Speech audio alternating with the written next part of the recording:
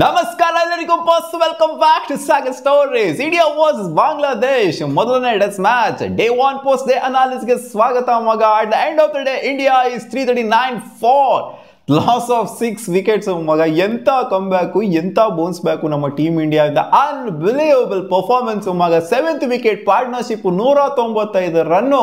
Literally ಮಗ ಇದೊಂಥರ ಏನ್ ಹೇಳಿದ್ರೆ ಸಿಕ್ಕಾಪಡೆ ಒಂಥರ ಡೌನ್ ಫಾಲ್ ಆಗೋಗ್ಬಿಡ್ತು team India after loss of 6 wickets.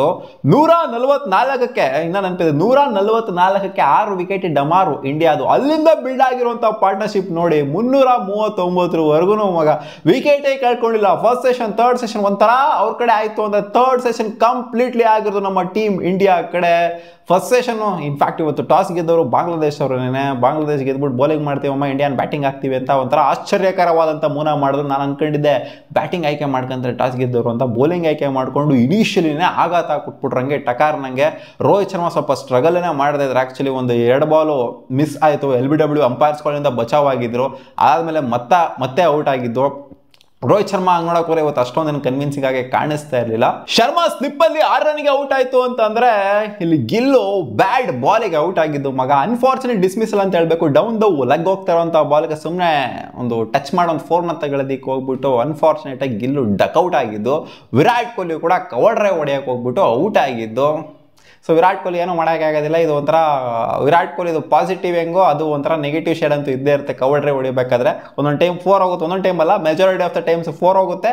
ಕೆಲವೊಂದು ಟೈಮು ಈ ಥರ ಎಡ್ಜ್ ಹೊಡ್ಕೊಂಡು ಔಟ್ ಆಗೋದನ್ನ ಔಟ್ಸೈಡ್ ದ ಆಫ್ ಸ್ಟಂಪ್ ಹೋಗ್ತಿರೋಂಥ ಬಾಲ್ನ ಕವರ್ ಡ್ರೈವ್ ಹೊಡೆಯೋಕೆ ಹೋಗ್ಬಿಟ್ಟು ಎಡ್ಜ್ ಹೊಡ್ಕೊಂಡು ಔಟ್ ಆಗೋದೇನು ಫಾರ್ ದ ಫಸ್ಟ್ ಟೈಮ್ ಅಲ್ಲ, ಸುಮಾರು ಸಲ ಇದೇ ಥರ majority of the dismissal Virat Kohli ಆಗಿರೋದು ಟೆಸ್ಟ್ ಕ್ರಿಕೆಟಲ್ಲಿ ಇದೇ ಥರನೇ. ಸೊ ಅದೇ ಥರ ಇವತ್ತು ಕೂಡ ಔಟ್ ಆಗ್ತಿದ್ದಂಗೆ 3 ವಿಕೆಟು ಟಕ ನಂಗೆ ವಿತಿನ್ ಫ್ರಾಕ್ಷನ್ ಆಫ್ ಸೆಕೆಂಡ್ಸು ಟಕ ನಂಗೆ ಬೀಳ್ತಾ ಇದ್ದಂಗೆ ಅಲ್ಲಿ ಜಯಸ್ವಾಲು ಒಂಥರ ದೃಢವಾಗಿ ನಿಂತ್ಕೊಂಡಿದ್ರು. ಜಯಸ್ವಾಲ್ ಮತ್ತು ರಿಷಬ್ ಪಂತ್ ಬಂದ್ಬಿಟ್ಟು ಅಲ್ಲಿ ಪಾರ್ಟ್ನರ್ಶಿಪ್ನ ಬಿಲ್ಡ್ ಮಾಡಿದ್ದು. ಫಸ್ಟ್ ಸೆಷನಲ್ಲಿ 88 ರನ್ನು ಮಗ. First session second session almost similar ಆಗಿದೆ. First session 88 run with loss of 3 wicket. Second session ಅಷ್ಟೇ 88 ರನ್ ಬಂದಿದ್ದು ನಮ್ಮ ಟೀಮ್ ಇಂಡಿಯಾಗೆ with loss of 3 wicket. So ಇಲ್ಲಿ 23 ಓವರ್ ಏನೋ ಆಗಿತ್ತು ಫಸ್ಟ್ ಸೆಷನಲ್ಲಿ. ಸೆಕೆಂಡ್ ಸೆಷನ್ 25 ಓವರ್ ಆಗಿತ್ತು. ಫಸ್ಟ್ ಸೆಷನ್ ಎಂಡ್ ಆಯಿತು ಈ ಥರ. ಸೆಕೆಂಡ್ ಸೆಷನಲ್ಲಿ ಪಾರ್ಟ್ನರ್ಶಿಪ್ನ ಚೆನ್ನಾಗೇ ಬಿಲ್ಡ್ ಮಾಡಿದ್ರು ಒಂದು ರೇಂಜಿಗೆ. ಜಯಸ್ವಾಲ್ ಮತ್ತು ಪಂತ್ ಸೇರಿಕೊಂಡು ಸ್ವಲ್ಪ ಇಶ್ಯೂಗಳೆಲ್ಲ ಕ್ರಿಯೇಟ್ ಆಯಿತು. ಪಂತ್ ಸ್ವಲ್ಪ ಜಗಳ ಬೇರೆ ಆಡೋ ಲಿಟನ್ ದಾಸ್ ಜೊತೆಗೆ ಒಂದು ಸ್ವಲ್ಪ ಎಕ್ಸ್ಚೇಂಜ್ ಆಫ್ ವರ್ಡ್ಸ್ ಎಲ್ಲ ಆಯಿತು. ಸೊ ಅದಾದಮೇಲೆ ರಿಷಬ್ ಪಂತ್ ಅವರು ಔಟ್ ಆದರು. ರಿಷಬ್ ಒಂಥರ ಇವರಿಬ್ರು ಒಂಥರ ಸಿಮಿಲರ್ ಆಗಿನೇ ಔಟ್ ಆದ್ರು ಮಗ. ಆ್ಯಕ್ಚುಲಿ ಕ್ರೆಡಿಟ್ ಕೊಡಬೇಕಾದ್ರೆ ಹಸನ್ ಮೊಹಮ್ಮದ್ಗೆ ಏನು ಗುರು ಬೌಲಿಂಗ್ ಅದು. Initial spell 3 wicket ಡಮಾರಲ್ಲಿ.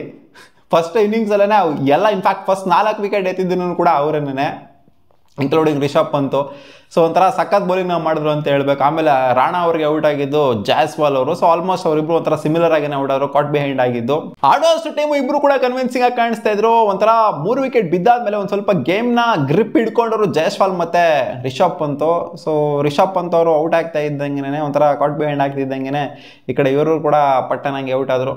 ಅದೇ ಕಡೆ ರಾಹುಲ್ ಅಣ್ಣ ಬಂದರು ಅಲ್ವಾ, ರಾಹುಲ್ ಅಣ್ಣ ಏನೋ ಬಿಲ್ಡ್ ಮಾಡ್ತಾರೆ ಪಾರ್ಟ್ನರ್ಶಿಪ್ ಅಂತ ಅನ್ಕೊಂಡು ಜಯಸ್ವಾಲ್ ಒಟ್ಟಿಗೆ ಸೇರ್ಕೊಂಡು ರಾಹುಲ್ ಅಣ್ಣ ಬಂದರೋ ಪುಟ್ಟ ಹೋದ ಪುಟ್ಟ ಅಂತ ಹಂಗೇನೆ ಹೊರಟೋಗ್ಬಿಟ್ರು. ಏನು ಅಷ್ಟೊಂದೇನು ಸ್ಕೋರ್ ಮಾಡೋದಕ್ಕೆ ಆಗಲಿಲ್ಲ ಇವತ್ತು. ನಾನು ಅನ್ಕೊಂಡಿದ್ದೆ ಇವತ್ತಂತ ಅಲ್ಲ, ಒಟ್ಟಲ್ಲಿ ಈ ಮ್ಯಾಚಲ್ಲಿ ಅನ್ಕೊಂಡಿದ್ದೀನಿ ವಿರಾಟ್ ಕೊಹ್ಲಿ, ರೋಹಿತ್ ಶರ್ಮಾ, ರಾಹುಲ್ ಈ 3 ಜನದಲ್ಲಿ ಯಾರು ಸ್ಕೋರ್ ಮಾಡ್ಬೋದು, ಬೆಂಕಿಯಾಗಿ ಆಡ್ಬೋದು ಅಂತ ಅನ್ಕೊಂಡಿದ್ದೀನಿ. ಬಟ್ ಇಲ್ಲಿ ಬ್ಯಾಟರ್ಸ್ಗಳೇ ಮೆಜಾರಿಟಿ ಆಫ್ ಕಾಂಟ್ರಿಬ್ಯೂಷನ್ ಕೊಟ್ಟಿಲ್ಲ. ಇಲ್ಲಿ ಬಂದ್ಬಿಟ್ಟು ಆಲ್ರೌಂಡರ್ಸ್ ಕಾಂಟ್ರಿಬ್ಯೂಷನ್ ಆಗಿ ಕೊಡ್ತಾ ಇರೋದು. 56 ರನ್ನು ಜಯಸ್ವಾಲ್ ಕೊಡ್ತಾರೆ ಕಾಂಟ್ರಿಬ್ಯೂಷನ್, 39 ರನ್ನು ಕೊಟ್ಟಿರೋದು ಕಾಂಟ್ರಿಬ್ಯೂಷನ್ ರಿಷಬ್ ಪಂತ್. ಸೊ ಬ್ಯಾಟರ್ಸ್ಗಳ ಕ್ಯಾಟಗರಿ ಅಂತ ಬಂದಾಗ ಸೊ ಇವರಿಬ್ಬರದೇ ಒಂಥರ ಹೈಯೆಸ್ಟು. ಸೊ ಅದಾದ್ಮೇಲೆ KL ರಾಹುಲ್ ಗೊತ್ತು ತಾನೆ, ಸಿಲಿ ಪಾಯಿಂಟಲ್ಲಿ ಔಟ್ ಆಗಿದ್ದು. ಸಖತ್ ಕ್ಯಾಚ್ ಮತ್ತು ಅವರಿಂದ ಹಸನ್ನಿಂದ ಜಕೀರ್ ಹಸನೋ ಯಾರೋ ಇದ್ದಾರೆ, ಎಷ್ಟು ಜನ ಹಸನ್ ಇದ್ದಾರೆ ಗುರು ಈ ಟೀಮಲ್ಲಿ. ಜಕೀರ್ ಹಸನ್ ಸಖತ್ ಕ್ಯಾಚ್ನ ಹೇಳಿದ್ರು ಡೈವಿಂಗ್ ಆಗಿಬಿಟ್ಟು. ಸೊ ಆ ಕ್ಯಾಚಿಗೆ ಆ ವಿಕೆಟ್ನ ಕೊಡಬೇಕಂತ ಹೇಳಬೇಕು. ಮೆಹದಿ ಹಸನ್ ಮಿರಾಜ್ ಆಬ್ವಿಯಸ್ಲಿ ವಿಕೆಟ್ನ ತೆಗೆದ್ರು. ಸೊ ಅದಾಗ್ತಾ ಇದ್ದಂಗೆ ಅಲ್ಲಿಂದ ಆಚೆಗೆ ವಿಕೆಟ್ಗೆ ಬೀಳಲಿಲ್ಲ. ಅಲ್ಲಿಂದ ಆಚೆಗೆ ಸಿಕ್ಕಾಪಟ್ಟೆ ಕನ್ವಿನ್ಸಿಂಗ್ ಆಗಿದ್ದು it's Ravi Ashwin. Actually second session last ಇನ್ನೇನು ಸೆಕೆಂಡ್ ಸೆಷನ್ ಏನು ಮುಗಿಯೋವಂಥ ಟೈಮಿಗೆ ಒಂದು LB ಬರುತ್ತೆ. ಸೊ LBಗೆ ರಿವ್ಯೂ ತೊಗೊಂಡಿತ್ತು ಅಂದರೆ ಸಿಕ್ಕಾಪಟ್ಟೆ ಕ್ಲೋಸ್ ಕಾಲ್ ಆಗಿರುತ್ತೆ. ಸೊ ಆ ಒಂದು LBನ ಮಿಸ್ ಮಾಡ್ಕೊಂಡ್ಬಿಡ್ತಾರೆ. ಸೊ ಅದೇ ಒಂಥರ ಇವ್ರನ್ನ ಉಲ್ಟಾದ ಹಾಕ್ಬಿಡ್ತು ಅಂತ ಹೇಳ್ಬೇಕು ಬಾಂಗ್ಲಾದೇಶವ್ರನ್ನ. LB ತೊಗೊಂಡಿತ್ತು ಅಂದರೆ ರಿವ್ಯೂ DRS ತಗೊಂಡಿತ್ತು ಅಂದರೆ ಅದು ಔಟ್ ಆಗೋ ಸಾಧ್ಯತೆಯೂ ಕೂಡ ಇತ್ತು. ಸೊ ಮಿಸ್ ಮಾಡ್ಕೊಂಡ್ರು ಅಂತ ಹೇಳ್ಬೇಕು ಆ ಒಂದು LBWನ. ಸೊ ಓಕೆ, ಅದಾದಮೇಲೆ ಥರ್ಡ್ ಸೆಷನ್ ಕಂಪ್ಲೀಟ್ಲಿ 160+ ರನ್ನು ಬಂದಿರೋದು ಗುರು. First session 88 run, second session 88 run ಬಂದಿರೋದು. 2 ಸೆಷನ್ ಕೂಡ ಒಂಥರ ನ್ಯೂಟ್ರಲ್ ಅಂತಲೂ ಹೇಳೋಕ್ಕಾಗಲ್ಲ, ಒಂಥರ ಬಾಂಗ್ಲಾದೇಶ್ ಕಡೆನೇ ಅಂತ ಹೇಳ್ಬೇಕು. ಯಾಕಂದರೆ 88 at the end of second session 176 ಇತ್ತು ನಮ್ಮ ಟೀಮ್ ಇಂಡಿಯಾದು. 176 ಫಾರ್ 6. ಥರ್ಡ್ ಸೆಷನಿಂದ ಈಚೆ ಕಡೆ ಒಂಥರ ಕಂಪ್ಲೀಟ್ ಡಾಮಿನೇಷನ್ ಬಂದಿದ್ದು. ಫಸ್ಟ್ 2 ಸೆಷನಲ್ಲಿ ಏನು ಬಂದಿದ್ದು ಸ್ಕೋರು, ಅದು ಒಂದೇ ಸೆಷನಲ್ಲೇ ಮಾಡಿ ಬಿಸಾಕ್ಬಿಟ್ಟು 160+ ರನ್ಸ್ನ ಹೊಡೆದ್ರು ಇಬ್ಬರು ಸೇರಿಕೊಂಡು. It's Ravindra Jadeja and the local boy it's Ravi Ashwin domination ಎದ್ದಿ ಕಾಣ್ತಿದ್ದು. 102 ರನ್ ಗುರು, ಏನು ರೇಟಲ್ಲಿ ಆಡಿರೋದು ಇವತ್ತು ರವಿ ಅಶ್ವಿನ್. ಅವನ ಅಜ್ಜಿ ಫುಲ್ ಅಗ್ರೆಸಿವ್ ಅಪ್ರೋಚ್ ಹೋಗೋರು ಇವತ್ತು. ಟೆಸ್ಟ್ ಫಾರ್ಮೇಟಲ್ಲಿ 112 ಬಾಲ್ ಸೆಂಚುರಿ 102 ರನ್ ಅಂತಂದರೆ ಇದು ಅಗ್ರೆಸಿವ್ ಅಪ್ರೋಚನೆ. 90+ ಸ್ಟ್ರೈಕ್ ರೇಟ್ ಅಂದರೆ ಇದು ಅಗ್ರೆಸಿವ್ ಅಪ್ರೋಚನೆ. ಓಡಿಯಲ್ಲಿ ಆಡ್ದಂಗೆ ಆಡಿದ್ದಾರೆ ಅಂತಂದರೆ ಸೊ ಮೆಚ್ಕೊಳ್ಳೇಬೇಕು. ನಾನು ಅಂದ್ಕೊಂಡಿದ್ದೆ ಇವತ್ತಲ್ಲ ಈ ಮ್ಯಾಚ್ ಒಟ್ಟಿನಲ್ಲಿ ರವಿಚಂದ್ರನ್ ಅಶ್ವಿನ್ ಅವರು ಡಾಮಿನೇಟ್ ಮಾಡ್ತಾರೆ, ಬೌಲಿಂಗಿಂದ ಮಾಡಿದ್ರೆ ಅಂತ ಅಂದ್ಕೊಂಡಿದ್ದೆ. ಬಟ್ ನೋಡಿದ್ರೆ ಬ್ಯಾಟಿಂಗಿಂದನೇ ಡಾಮಿನೇಟ್ ಮಾಡಾಕ್ಬಿಟ್ರು. ಲಿಟ್ರಲಿಗರು ಒಂಥರ ಟಾಪ್ ಆರ್ಡರ್ ಬ್ಯಾಟರ್ಗಳು ಕೂಡ ಒಂಥರ ನಾಚಿಕೆ ಪಟ್ಕೊಬೇಕು ರವಿಚಂದ್ರನ್ ಅಶ್ವಿನ್ ಅವರ ಬ್ಯಾಟಿಂಗ್ನ ನೋಡ್ಬಿಟ್ಟು ಇವತ್ತು. ಆ್ಯಕ್ಚುಲಿ ನೋಡಿ ಹೆಂಗೆ ಮ್ಯಾಚ್ ಮಾಡಿದ್ದಾರೆ ಅಂತಂದರೆ ರವಿ ಅಶ್ವಿನ್ ರವಿ ಜಡೇಜಾ ಇಬ್ರು 2 6 ಇಬ್ರು ಹೊಡೆದಿದ್ದಾರೆ, 10 4 ಇಬ್ರು ಹೊಡೆದಿದ್ದಾರೆ. 80-86 ಆಡಿದ್ದಾರೆ ಇವಾಗ ರವಿ ಜಡೇಜಾನು ಕೂಡ. ಸೊ ಅವ್ರದ್ದು ಕೂಡ ನಾಳೆ ಸೆಂಚುರಿ ಆಗುವಂಥ ಎಲ್ಲ ಸಾಧ್ಯತೆಯೂ ಇದೆ. ಸೊ ಇವರಿಬ್ಬರದ್ದು ಸೆಂಚುರಿ ಬಂತು ಅಂದರೆ ನಂಬರ್ 7th ವಿಕೆಟ್ ಪಾರ್ಟ್ನರ್ಶಿಪ್ ಗುರು. ಇಬ್ಬರು ಸೆಂಚುರಿ ಅಂತಂದರೆ ಸೈಕ್ ಅಂತ ಅನ್ಕೊಳ್ಳಿ. ಇನಿಷಿಯಲಿ ಸ್ಟ್ರಗಲಿಂಗ್ ನಾನು ಅನ್ಕೊಂಡಿದ್ದು ಏನು ಗುರು ಇದು 200 ಆಲ್ಔಟ್ ಆಗೋಗ್ಬಿಟ್ರು ಅಂದರೆ ಮಾನ ಮರ್ಯಾದೆ ಮೂರ್ಖ ಸ್ಕ್ರಾಚ್ ಆಗೋಗ್ಬಿಡ್ತದಲ್ಲ ಅಂತ. ಬಟ್ ಬಂದ್ಬಿಟ್ಟು 7th ವಿಕೆಟ್ ಪಾರ್ಟ್ನರ್ಶಿಪ್ಪಲ್ಲಿ 195 ರನ್ನು ಬಿಲ್ಡ್ ಮಾಡಿ 200 ಅಂತೂ ಆಗುತ್ತೆ ಅಂತ ಕಾಣಿಸುತ್ತೆ. 7th ವಿಕೆಟ್ ಪಾರ್ಟ್ನರ್ಶಿಪ್ ಏನೋ ಹೊಸ ದಾಖಲೆ ಬರೆಯೋ ಥರನೇ ಕಾಣಿಸ್ತಾ ಇದೆ, ಹಿಸ್ಟಾರಿಕ್ ದಾಖಲೆನೇ. ನೋಡೋಣ ಅದೇನು ಮಾಡ್ತಾರೆ ಅಂತ. ಹಸನ್ ಮೊಹಮ್ಮದ್ಗೆ ಆ್ಯಕ್ಚುಲಿ ಕ್ರೆಡಿಟ್ ಕೊಡಬೇಕು. ಅದೇ 5 4 ಆಗಿರೋದೇನೋ ಅಶ್ವಿನ್ ಅವ್ರದ್ದು ಒಂದು DRS ತಗೊಂಡಿತ್ತು ಅಂತ ಅಂದಿದ್ದಿದ್ರೆ 4 ವಿಕೆಟ್ನ ಇವಾಗ ಎತ್ತಿದ್ದಾರೆ. ಎತ್ತಿರೋಂಥ ಸ್ಟಾರ್ಟಿಂಗ್ 4 ವಿಕೆಟು ಮೇನ್ ವಿಕೆಟ್ ಎತ್ತಿದ್ದೇನೆ ಇವರು.